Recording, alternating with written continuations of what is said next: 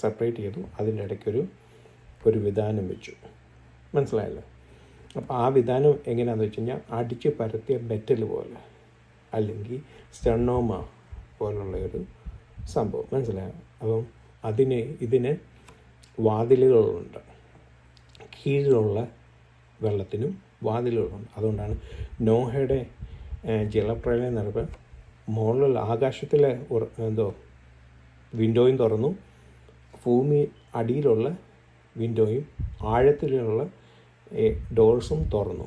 അങ്ങനെയാണ് വെള്ളം പൊങ്ങി ഭൂമിയെ മൂടത്തക്ക രീതി വെള്ളം വന്നു. മനസ്സിലായി? അപ്പോൾ 2 സ്ഥലത്തും ഉണ്ട്. ഇപ്പോൾ നമ്മൾ ഒറ്റയടിക്ക് വായിച്ച് വരുമ്പം ഒരു സ്ഥലത്തേ ഉള്ളെന്ന് നമുക്ക് തോന്നത്തുള്ളൂ.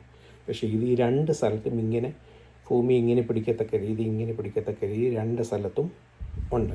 കാരണം വെള്ളം ഭൂമിക്ക് മീതെ കവിഞ്ഞു വരാതിരിക്കാൻ ഒരു ഇത് വെച്ചിട്ടുണ്ട്. മനസ്സിലായി? അപ്പം അങ്ങനെ പഠിച്ചു വരുമ്പം നമുക്ക് കാണാം ആദ്യം ഭൂമി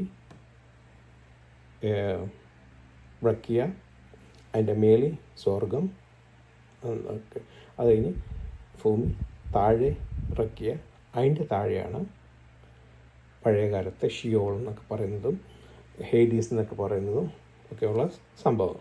മനസ്സിലായി? അപ്പം അങ്ങനെ 2 എടുത്തു. പക്ഷേ വായിച്ച് വരുമ്പോൾ ഒറ്റ മേലുള്ള ഒരു ഇതായിരുന്നു. പക്ഷേ ഭൂമി വരുന്നതിന് മുമ്പേ വെള്ളത്തിനും ഈ 2 വെള്ളത്തിനും മീതെ ഇങ്ങനൊരു സംഭവം പോലെ വന്നിട്ട് ഇനി ഈ സ്ഥലത്തു നിന്നാണ് വെള്ളം ഭൂമി വരാൻ പോകുന്നത്. ഇതിൻ്റെ മേലിൽ സ്കൈ, ഇതാണ് അടിച്ചു പരത്തിയ ബ്രക്കിയ എന്ന് പറയുന്ന ഇത് ഇവിടെ ഒന്നുണ്ട്. മനസ്സിലായല്ലോ? അത് ഒറ്റ വായിക്കാൻ നമുക്ക് ഒന്നേ ഉള്ളെന്ന് തോന്നുന്നു. പക്ഷേ താഴെ 2 ഭാഗത്തുള്ളതായിട്ടാണ് എനിക്ക് വായിച്ചപ്പോൾ മനസ്സിലായി.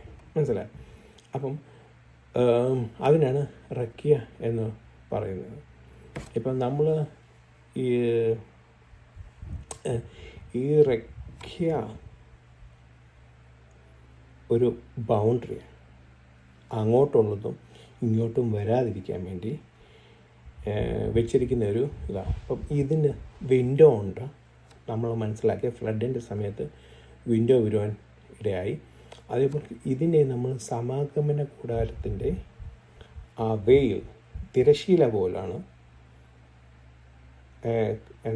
ഉപമിച്ചിരിക്കുന്നത്. മനസ്സിലായി? അപ്പം ഈ വെയിൽ അങ്ങോട്ടും ഇങ്ങോട്ടും കടക്കാൻ പറ്റത്തില്ല. അപ്പം ഈ ഒത്തിരി ആൾക്കാരെ ഡിഫറെൻറ്റ് രീതി പഠിപ്പിക്കുന്നുണ്ട്. എന്ന് വെച്ച് കഴിഞ്ഞാൽ